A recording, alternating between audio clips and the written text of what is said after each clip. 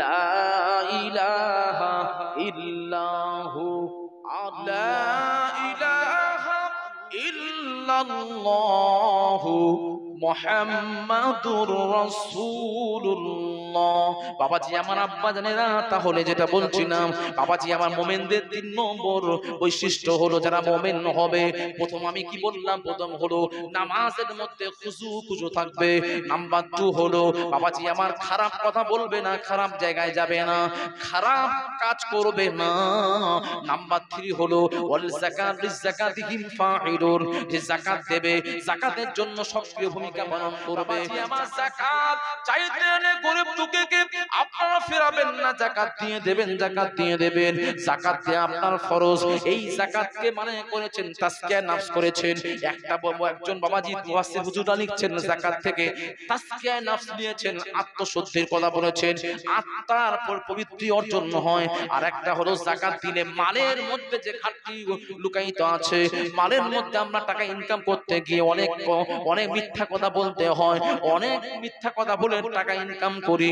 সেই টাকাকে হালাল করার জন্য আল্লাহ রাব্বুল আলামিন বলেছেন তোমাদের টাকাটাকে তোমরা যাকাত দিয়ে দাও, যাকাত দিয়ে যাও, কিছু পার্সেন্ট তোমরা যাকাত দিয়ে দাও। তাহলে ওই মালটার মধ্যে যত খাদ আছে ওই মালে খাদ দূর আল্লাহ করে দেবে। জোরে জোরে বলুন সুবহানাল্লাহ। আর যাকাত দিলে কি হবে, তোমার টাকাতে অন্য ভাই উপকৃত হবে, গরিব দুস্থ মানুষগুলো উপকৃত হবে।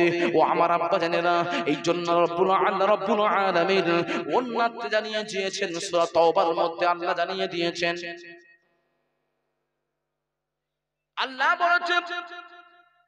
বলেছেন ওয়ালা ইনকিযু ফিজ্জাত, আল্লাহ রাব্বুল আলামিন বলেছেন, আল্লাহ জানালেন তোমাদের সোনা গহনা বিল ফিজ্জা মিন ফিজ্জা। আল্লাহ রাব্বুল আলামিন বলছেন তোমাদের সোনা এবং রূপা, যে টাকাটাকে যে সম্পদটাকে তোমরা নিজেদের কাছে রেখে দিয়েছো, নিজেদের কাছে জড়ো করে রেখেছো, ওয়ালা ইয়ানফাউ, তোমরা যদি ওই জিনিসটাকে আল্লাহর রাস্তায় ব্যয় না করো, ফাবাশশিরহুম বিআযাবিন আলীম। আল্লাহ বললেন তোমরা যে সম্পদটা গুচ্ছিত করে রেখেছো, তোমরা যে সম্পদটাকে ব্যয় করছো না, ওই সম্পদটা নিজেদের সম্পদ বলে আঁকড়ে ধরেছো, সম্পদের যাকাত দিচ্ছ না, ওই যাকাত না দেওয়ার জন্য, ওই সোনার যাকাত না দেওয়ার জন্য, রূপার যাকাত না দেওয়ার জন্য কিয়ামতের দিন ওই সম্পদগুলো বড় বড় বিষধর সাপে রূপান্তরিত হবে। বড় বড় সাপ বিচ্ছে রূপান্তরিত হয়ে তোমাকে কপালে কজুনুবিহা, আবাজি আমার পিঠেতে নিক্ষেপ করবে, তোমাকে কপালে নিক্ষেপ করবে আর বলবে, একবার নিক্ষেপ যখন করবে 70 গজ তুমি নিচে চলে যাবে, 70 গজ নিচে চলে যাবে, আবার তোমাকে তোলা হবে। ওই সাপকে আল্লাহ দায়িত্ব দেবে কিয়ামত পর্যন্ত ওইভাবে দংশন যেন করতে থাকে। এবার কি করবেন, জিজ্ঞাসা করা হবে, সাপ তুমি কেন এই কাজ করছো? বলবে আমার আল্লাহ আমাকে অর্ডার দিয়েছে এই জন্য করছি।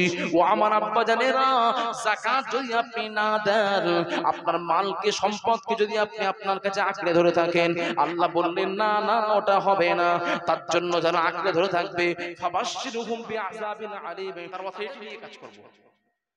তারপরেও ওখান থেকেও কাটচুরি করে অনেকে, ওখান থেকেও ভাইকে নাম বাদ দিয়ে চলে এসছে, ফারাজ করে দিয়েছে, অন্য ভাই ছুটে এসছে, হুজুর আপনি কি করে দিলেন, আমার নাম আসেনি। এরকম ব্যক্তি আপনাদের এদিকে হয়তো নেই, ভালো সব, কিন্তু আমাদের কথা বলছি, এই এটা বাড়াবাড়ি হয়ে গেল, এটা বাড়াবাড়ি। প্যান্ডেলও আছে, থাক আছে যখন আপনার কষ্ট দেব না, থাক সে বসে থাক, সে শুনুক, হেদায়েত হয়ে যাক। তাহলে কি এখানে আল্লাহ কেন বললেন উলাইকা হুমুল ওয়ারিসুন? আল্লাহ বললেন তারা ওয়ারিস। এই ওয়ারিস শব্দটা কেন বললেন? মানে ওয়ারিসটা এত মজবুত যে ওয়ারিসকে কোনোদিন বাদ দেওয়া যায় না। যেটা আল্লাহ বলছে যে ওয়ারিস বাদ দেওয়া যায় না, আর মানুষ সেটাকে ঘটিয়ে দিচ্ছে। বাবাজি আমার, আল্লাহ বলছেন আল্লাযীনা ইয়ারিসুনাল ফিরদাউস হুম ফিহা খালিদুন। আল্লাহ বললেন আল্লাযীনা ইয়ারিসুনাল ফিরদাউস, তারা ওই জায়গা জমি সম্পত্তির ওয়ারিশ নয়, তারা হবে আল্লাহ জান্নাতুল ফিরদাউসের ওয়ারিশ। জোরে জোরে বল সুবহানাল্লাহ, আরো জোরে নারায়ে তাকবীর। বাবাজি আমার, আল্লাহ জান্নাতুল ফিরদাউসের ওয়ারিস বানাবেন। হুম ফিহা খালিদুন, যেখানে হামেশা হামেশা জিন্দেগি থাকবে, যেখানে কষ্ট নেই কষ্ট নেই কষ্ট নেই, শান্তি আর শান্তি শান্তি আর শান্তি। জান্নাতুল ফিরদাউস সম্বন্ধে আমি আপনাদের জানিয়ে দিয়েছি।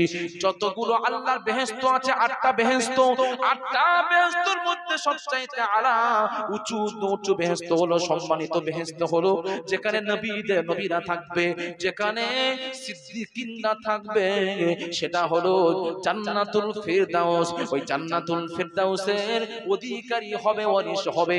ওয়ারিশকে যেমন ঘটানো যায় না, ওই সমস্ত মুমিনদের যে 7টা গুণের কথা আল্লাহ বললেন, আল্লাহ যে 7টা গুণের কথা বললেন, তাদেরকেও ওই জান্নাতুল ফিরদাউস থেকে হটানো যাবে না। জোরে জোরে বল সুবহানাল্লাহ। 7টা গুণ, 7টা গুণ আপনারা প্রত্যেকে শুনেছেন তো? 7টা গুণের কথা বলেছি, আপনারা শুনেছেন তো? তো চাচা বলুন তো 7টা গুণ কি কি, ভুলে নেই, অসুবিধা নেই, ভুলে যেতে পারে, আমি বলে দেব। প্রথম কি বললাম? 1 নম্বর, নামাজে খুশু মনোযোগ সহকারে নামাজ পড়তে হবে। 2 নম্বর, ঝগড়া করলে হবে না, যেখানে চাচা ছুটে যায় ঝগড়া করলে হবে না। নাম্বার 3 কি বললাম? কে বলতে পারবেন? বলেন। 7টার মধ্যে তো একটা মনে পড়বে, বলুন না শুনি। নামাজে যত্নশীল হতে হবে। 2 নম্বর, ঝগড়া করা যাবে না। 3 নম্বর,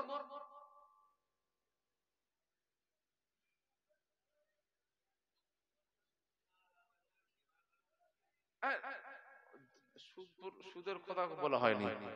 সুদের কথা ঢোকালে তো আর অনেকগুলো বেশি হয়ে যাবে। সুদের কথা এখানে আসেনি। আল্লাহ কোরআন বলছে ওয়াল্লাযিনা হুম লিসসালাতিহিম খাশিউন, নামাজের মধ্যে খুশু আসতে হবে। তারপরে আনিল লাগবি মুরিদুন, তো কি হবে? অশ্লীল কথা বলা যাবে না। লিযাকাতি ফাইলুন, যাকাতে সক্রিয় ভূমিকা রাখতে হবে। যাকাত গরীব দুঃখী আপনার আসবে, আপনাকে আগে দিতে হবে, কারণ সে যাকাত নেওয়ার জন্য আসছে। আপনার যাকাতটা দেয়া ফরজ। আপনি যাকাত সে নিতে এসে আপনার জন্য দয়া করেছে, সে আপনাকে দয়া করেছে, আপনি তাকে দয়া করেননি। আপনি মনে করছেন আমি এত টাকা যাকাত বের করেছি, মানে ও আমার জন্য তো, ও তো আজকে এরকম আনন্দে আছে বা জামা কাপড় পরতে পারছে, এটা না। এটা আপনাকে সে বাঁচালো, সে আপনার বাড়িতে এসে যাকাতটা নিয়ে গিয়ে আপনাকে বাঁচিয়ে দিয়েছে, কারণ আপনার এটা ফরজ। সে যদি না আসতো না, আপনাকে খুঁজে খুঁজে দিয়ে আসতে হতো। তার কিন্তু যাকাত না নেওয়া ফরজ নয়। সে যদি বলে আমি যাকাত নেবো না, আমি রোজা করে কাটাবো, কি পারতো না? যে আমি রোজা করে কাটাবো, সে পারতো, কিন্তু সে আপনার বাড়িতে এসে দুয়ারে এসে নিয়ে গেল, মানে এটা আপনার জন্য ইহসান করলো, দয়া দেখালো। কিন্তু আমরা সেটা করি না। কোন মাদ্রাসার জন্য আসুক আর কোন ভিখারি আসুক, আমরা টাইম দিই, অমুক তারিখে আসো।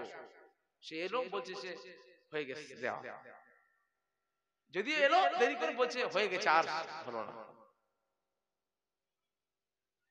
সহজ, এত সহজ নয়। জান্নাতুল ফেরদাউসটা এত সহজ মনে করবেন না। 4 নম্বর কি?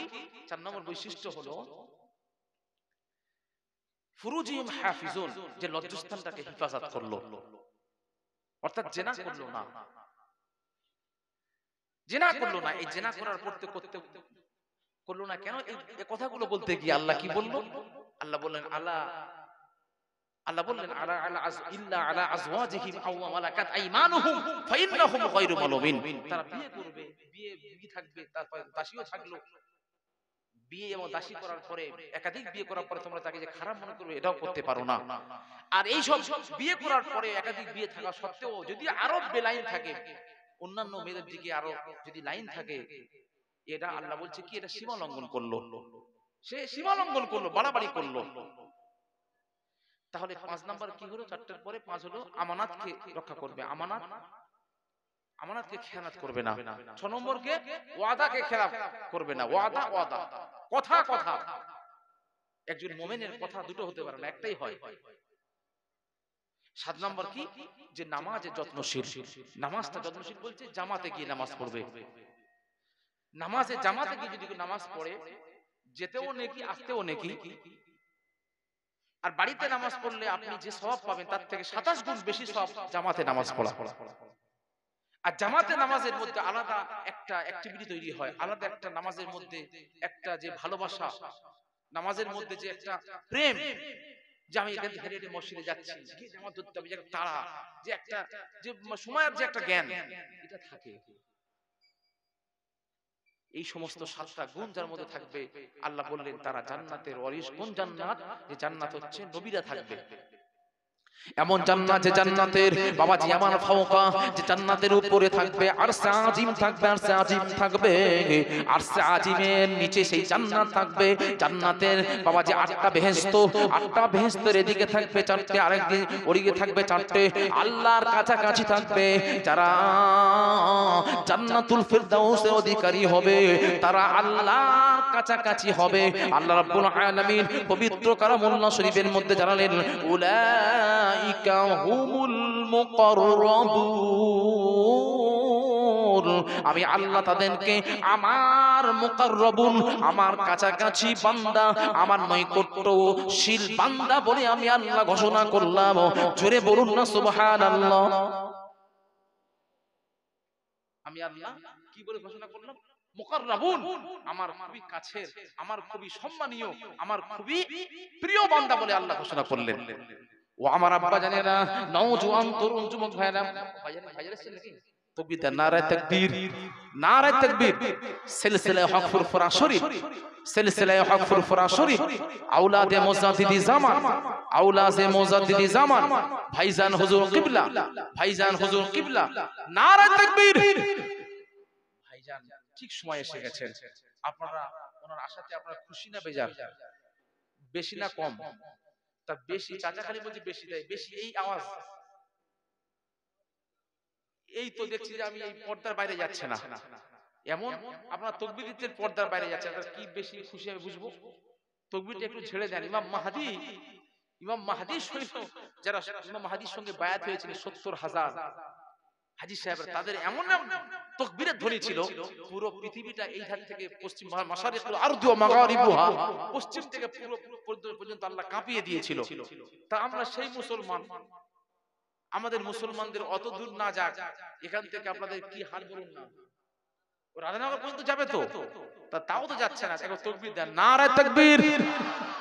সিলসিলায়ে হক ফুরফুরা শরীফ, সিলসিলায়ে হক ফুরফুরা শরীফ, আওলাদে মুজাদ্দিদি জামান, আওলাদে মুজাদ্দিদি জামান, নারায়ে তাকবীর। মাশাআল্লাহ মাশাআল্লাহ। এখনো পর্যন্ত যারা রাস্তাঘাটে আছেন, আমি আপনাদের অনুরোধ করব চলে আসেন। ভাইজান হুজুর কিবলা এসে গেছেন, আপনারা চলে আসেন, দেরি করবেন না। হুজুর কিবলা আখিরি মোনাজাত করবেন, তারপরে আপনাদের এদিকে কোনো তাবারকের ব্যবস্থা করেনি মনে হয়? বিরিয়ানি? আরে কি বলছেন বিরিয়ানি? এত লোক তো নেই। ও এসে যাবে?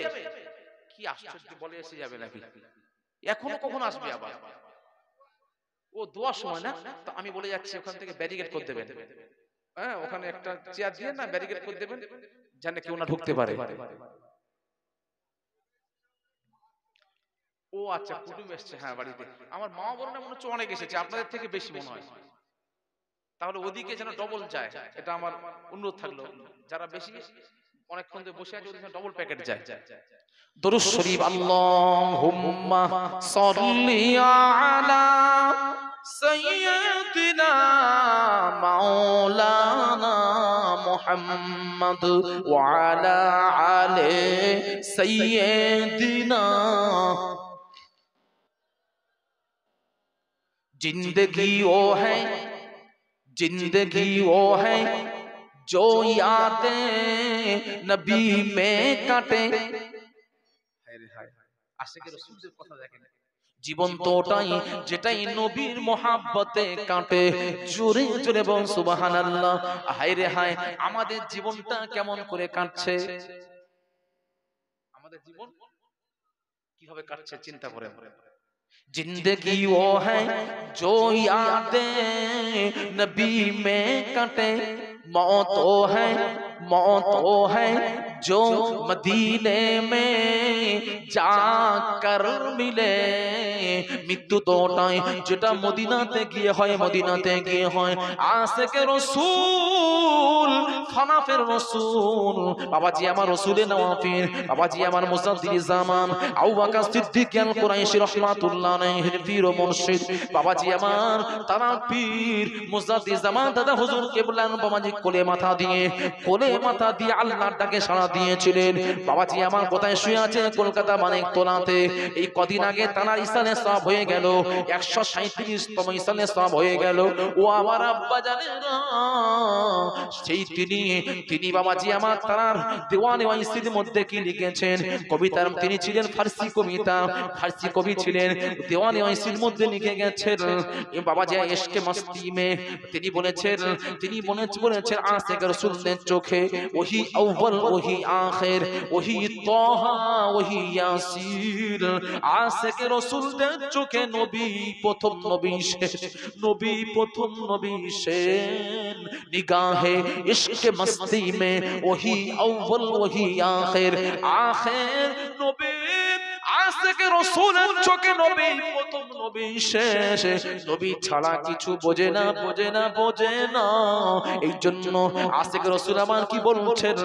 আশিক রাসূল বলছেন জিন্দেগি ও হ্যায় जो यादें नबी में कटे, मौत वो है जो मदीने में जाकर मिले। जिस पे मौला की इतना करम है इसे, जिस पे मौला की इतना करम है इसे, फिर किसी की इनायत नहीं चाहिए। अल्लाहुम्मा सल्ली अला मौलाना मुहम्मद व अला आले सय्यदिना मौलाना मुहम्मद। कुर्ब हक से जो लाया है नूरे नबी सल्लल्लाहु अलैहि वसल्लम।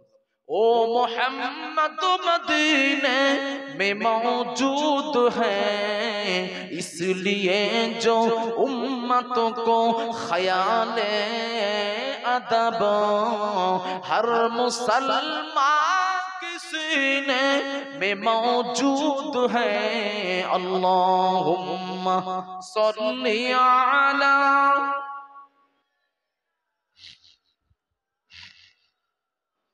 وعلى آل سيدنا।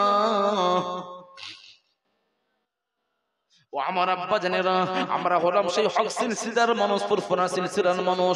আমার পরবর্তী ভাইজান হুজুর কেবলা চলে আসবেন আওলাদে রাসূল বাবাজি আমার খানদানে সিদ্দিক আকবর। ও আমার আব্বা জানেরা, ফুরফুরা পীর আবু বকর সিদ্দিক আল কুরাইশি রাহমাতুল্লাহ আলাইহি তিনি ছিলেন জামানার মুজাদ্দিদ, 14 সাদির মুজাদ্দিদ ছিলেন বাবাজি আমার। আল্লাহর ওলি কুতুব আব্দুল গাউস যেই হোক না কেন, জামানার মুজাদ্দিদের সম্মান সবচাইতে বেশি। ঠিক কিনা বলুন? জামানার মুজাদ্দিদের সম্মান সবচাইতে বেশি। আল্লাহর ওলি হওয়া যায়, আল্লাহর ওলি ইবাদত করলে হওয়া যায়, কুতুব হওয়া যায়, আব্দাল হওয়া যায়, কিন্তু বাবাজি মুজাদ্দিদ হওয়া যায় না। মুজাদ্দিদ সিলেকশন করে আল্লাহর পক্ষ থেকে, ডাইরেক্ট আল্লাহ মনোনীত করে। ও আমার আব্বা জানেনা, ফুরফুরা পীর আবু বকর সিদ্দিক আল কুরাইশি রাহমাতুল্লাহ আলাইহি সম্বন্ধে বাবাজি আপনারা মনে করছে শুধু বাংলা না, বাংলা, বিহার, উড়িষ্যা, ত্রিপুরা, মেঘালয়, না না না না, 52 জেলার পীর বলবেন না বাবাজি আমার। তখন একটা গতানুগতিক কথা ছিল, সেটাই বলা হয়েছে যে 52 জেলার পীর। না না, মুজাদ্দিদ জামানকে 52 জেলার মধ্যে সীমাবদ্ধ করবেন না। ও আমার আব্বা জানেরা, বড় বাবাজি আমার জামিয়া উম্মুল কোরা মক্কা ইউনিভার্সিটিতে একটা কিতাব আছে, মুজাদ্দিদ জামান দাদা হুজুর কেবলার জীবন জীবনী সেখানে আছে। মুজাদ্দিদ জামান দাদা হুজুর কেবলা কেমন বড় হাস্তি ছিলেন তার ব্যাকগ্রাউন্ড সম্বন্ধে ওই কিতাবের মধ্যে লেখা আছে। বাবাজি আমার আল্লামা আবুল হাসান নাদভী সাহেব হুজুর আমার কি লিখছেন, কিতাবের নাম হলো কারওয়ানুল ঈমান ওয়াল আযীমাত। এই কিতাবের মধ্যে হুজুর লিখছেন শেখ আবু বকর সিদ্দিক আল ফুরফুরাবি তার সম্বন্ধে লিখছেন ক্বালা আল্লামা শেখ সৈয়দ আবুল হাসান আলী নাদভী। আবুল হাসান নাদভী সাহেব তিনি বাবাজি আমার চারটিখানে আলেম নয়, যিনি বাবাজি আমার ইলমের ময়দান জানার বিশাল, যিনি বাবাজি আমার আরবি বালাগাতের উপরে ফাসাদের উপরে আরবি সাহিত্যের মহাপণ্ডিত ছিলেন। নাদওয়াতুল উলামা যিনি বাবাজি আমার ডাইরেক্টর, নাদওয়াতুল উলামা যিনি পৃষ্ঠপোষকতা ছিলেন, বাবাজি আমার অত বড় হাস্তি তিনি বলছেন মুজাদ্দিদ জামান সম্বন্ধে বলছেন হুজুর আমার ইন্তেকাল করেছেন 1846 খ্রিস্টাব্দে। মুজাদ্দিদ জামান ইন্তেকাল করেছে 1846 খ্রিস্টাব্দে জন্মগ্রহণ, আর ইন্তেকাল কত 1939 খ্রিস্টাব্দে হুজুর ইন্তেকাল করেছেন। তাহলে হুজুর কত বছর হায়াতে ছিলেন নিজে করুন না, সহজ তো। 1846 থেকে 1939 95, তাই তো নাকি? 95 বছর হুজুর হায়াতে ছিলেন মুজাদ্দিদ জামান পীর আবু বকর সিদ্দিক আল কুরাইশি হুজুর। বাবাজি আমার তার সম্বন্ধে বলছেন কানা শাইখ আবু বকর সিদ্দিক রাহিমাহুল্লাহ তাআলা আকবরু খলিফাতু লিল মুরশিদিল কবির শাইখ ফতে আলী ওয়াইসি রাহিমাহুল্লাহ। বাবাজি আমার তিনি বলছেন আবু বকর সিদ্দিক ছিলেন তার পীর ও মুর্শিদ ফতে আলী ওয়াইসি রাহমাতুল্লাহ আলাইহি প্রধান খলিফা। জোরে বলুন না সুবহানাল্লাহ। কি বলছেন? খলিফাতুল আকবার, বড় খলিফা, প্রধান খলিফা। তারপরে বলছেন ওয়াকানা লাহু আসারুল কাসীরু ফিল নাশরি দাওয়াতুল ইসলাহ। বলছেন ওয়াকানা লাহু আসারুল কাসীর, বল তার আসর ছিল, প্রভাব ছিল খুব কাসীর, অনেক। আবু বকর সিদ্দিক এমন একজন হাস্তি ছিলেন জানার প্রসিদ্ধ ছিল অনেক দূর।